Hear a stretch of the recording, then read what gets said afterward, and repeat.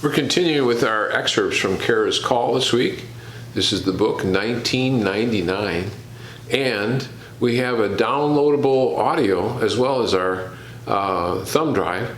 The downloadable audio you can also download for $9.99. Bob, it wasn't pretty at all, said Jim, putting some extra zing on the ball. Turns out that I'm not preaching holiness if I don't include the environment. Now that is way off the beam. Yeah, but she didn't want to seem to back down on that. So what'd you do? I told her environmentalists were wackos and that Rush Limbaugh knew that a long time ago. What'd she say to that? Well, like I said, we didn't seem to be communicating on that point very well. Hey, Bob, did you know that there's a massive garbage swirling in the Pacific Ocean about the size of Australia? Karen thinks the church should have an opinion on it. No kidding. Well, I gotta admit, it's a bit odd, but it isn't heretical, so that's it. That's the only thing she's off. She's afraid we're failing as a church. In what way? She has this thing about the need to help the poor, thinks it's an important part of the gospel. What'd you say?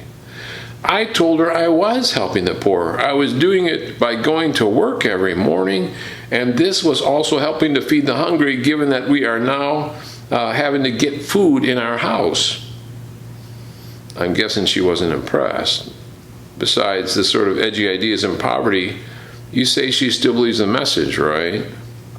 Oh yeah, she's got that down. But she's saying stuff I never even taught as an example of how we should know our doctrine. But if she's going to be rebellious, well, I wouldn't say rebellious. Some guy was talking to me 5 minutes ago said she was, and he sure looked like you. Bob, she said if there was anything that I don't want said, all I had to do was tell her. See, this is my problem with women. They're too emotional. No offense, Jim, but they're suckers for pictures of starving babies in Africa, and they cry mountains of tears to save the whales.